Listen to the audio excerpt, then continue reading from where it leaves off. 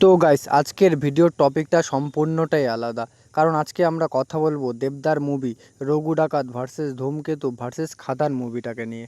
Guys welcome back to my channel. আমি আছি আপনাদের সাথে দীপঙ্কর। আপনারা দেখছেন আমার YouTube channel movie fix official.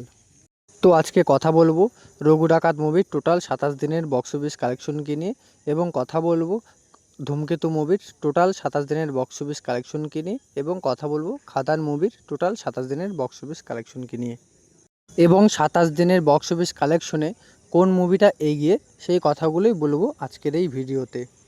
তো ভিডিওটা আপনাদের জন্য অনেকটা ইন্টারেস্টিং হতে চলেছে, তাই ভিডিওটা শুরু থেকে নিয়ে শেষ পর্যন্ত অবশ্যই দেখবেন, এবং ভিডিওটি যদি ভালো লেগে থাকে এবং একটা লাইক, শেয়ার এবং সাবস্ক্রাইব অবশ্যই করে রাখবেন। তো ফার্স্ট আমরা যে মুভিটাকে নিয়ে কথা বলবো সেটা হচ্ছে দেবদার মুভি খাদানকে নিয়ে। তো খাদানকে নিয়ে আপনাদেরকে নতুন করে বলার কিছু নেই, কারণ খাদান বাংলার বক্স অফিসকে একটা নতুন জায়গায় পৌঁছে দিয়েছিল। কারণ বাংলাতে কমার্শিয়াল মুভি মার্কেট অনেকটাই খারাপ ছিল, আর সেই মার্কেটটাকেই ওপেন করেছিল খাদান। কারণ খাদানের যা ক্রেজ সেটা আমরা তখন দেখেছিলাম যখন দেবদা বেঙ্গল ট্যুর করেছিল। তাছাড়াও শীতকালের রাতে রাত 2টো অবধি খাদানের শো চলেছিল, যেটা বাংলা ইতিহাসে প্রথমবার। তো সেখানেও অলরেডি দেবদা একটা ইতিহাস তৈরি করেছে। তাছাড়াও খাদান মুভিটা বাংলার বক্স অফিসকে একটা আলাদা মাত্রায় পৌঁছে দিয়েছে। তাছাড়াও বাংলার যেসব ডিরেক্টররা আছে তারাও সেখান থেকে ভরসা পেয়েছে। তারাও ভেবেছে যে খাদানের মতো যদি সিনেমা বানানো যায় তাহলে ভালো মানের মার্কেট তৈরি করা যাবে। সেই মার্কেটটাকে এক কথায় বলতে গেলে সেই মার্কেটটাকে ওপেন করেছে খাদান, যেখানে বাংলার কমার্শিয়াল মার্কেটটা পুরোপুরি ডুবে গিয়েছিল। তো যাই হোক, এখন কথা হলো খাদানটা ডে 27 এসে কত টাকা আয় করেছিল।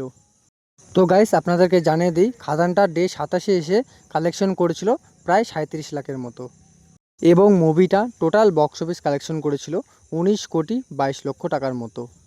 তো গাইস খাদান মুভির বক্স অফিস কালেকশনকে নিয়ে আপনাদের কি মতামত অবশ্যই নিচের কমেন্টে জানাতে ভুলবেন না। তো সেকেন্ড আমরা যে মুভিটাকে নিয়ে কথা বলবো সেটা হচ্ছে দেবদার মুভি ধূমকেতুকে নিয়ে। ধূমকেতুর যা ক্রেজ সেটা আমরা দেখেছি, এবং দেবদার যা পাওয়ার সেটাও আমরা দেখেছি। কারণ ধূমকেতু যে বক্স অফিস কালেকশন করবে সেটা আমরা জানতাম। কারণ ধূমকেতুকে নিয়ে দর্শকদের মনে অনেক দিনের অপেক্ষা ছিল, অনেক দিনের আশার ছিল। প্রায় 10 বছরের অপেক্ষাকে অবসান ঘটিয়ে ধূমকেতু মার্কেটে এসছে। কারণ 10 বছর পরে যখন ধূমকেতু বড় পর্দায় আসছে, দর্শক তো হলে ভিড় করবে, এটা তো স্বাভাবিক। কারণ দর্শকরা দেবদাকে অনেক ইন্টারভিউতে জিজ্ঞেস করছে কবে ধূমকেতু আসছে।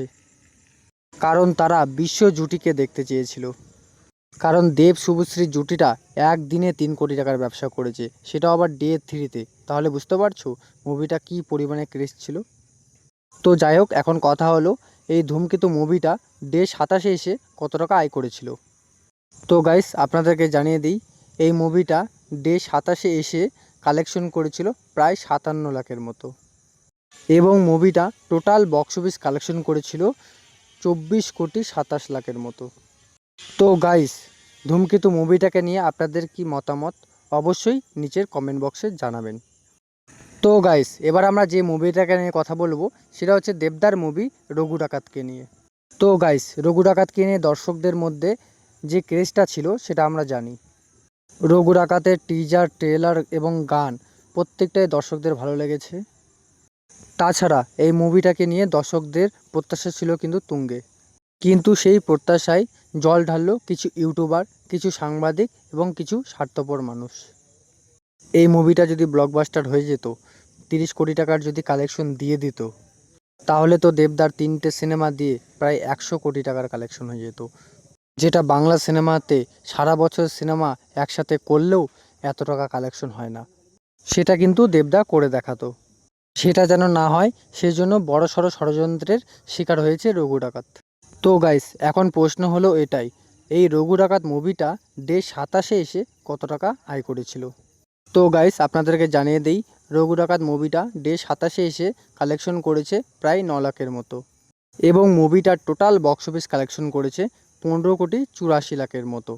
তো বন্ধুরা ভিডিওটা আপনাদেরকে কেমন লেগেছে অবশ্যই জানাবেন কমেন্টে, এবং রঘু ডাকাত মুভিটাকে নিয়ে আপনাদের কি মতামত অবশ্যই নিচের কমেন্টে জানাবেন। ভিডিও যদি ভালো লেগে থাকে তো একটা লাইক, কমেন্ট, শেয়ার এবং অবশ্যই সাবস্ক্রাইব করে রাখবেন পরবর্তী ভিডিওর জন্য। তো বাই বাই, ভালো থাকবেন, দেখা হচ্ছে পরের ভিডিওতে।